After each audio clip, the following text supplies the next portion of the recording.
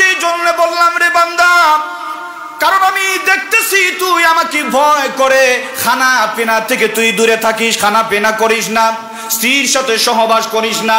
ইয়ে বান্দা,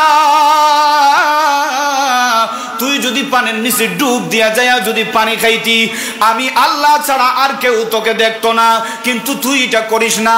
আমি আল্লাহর ভয়ের জন্য করিস না। এই জন্য রে বান্দা, আমি আল্লাহ ওই মাসকে তোর জন্য এত নিয়ামতজনক বানায়া দিলাম, এত বরকতময় বানায়া দিলাম। এই মাস আমি আল্লাহর কাছে অনেক সম্মানী।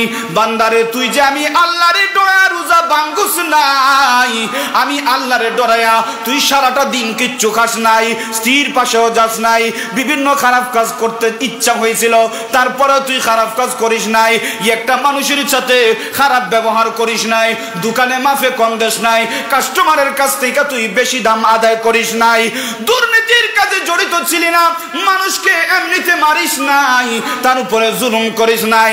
রিস্কাওয়ালারে 1 টাকা কম দেওয়ার জন্য না তো প্রাণীর কারণে আমি আল্লাহর কাছে তোদের এই রোজা নামি সওম নামি ইবাদত আমি আল্লাহর কাছে এত পছন্দনীয় হয়েছে।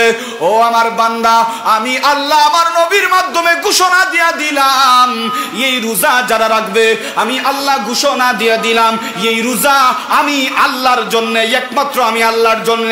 আর এই রোজার বদলা আমি আল্লাহ তোমাদেরকে নিজের কুদরতি হাতে দান করব।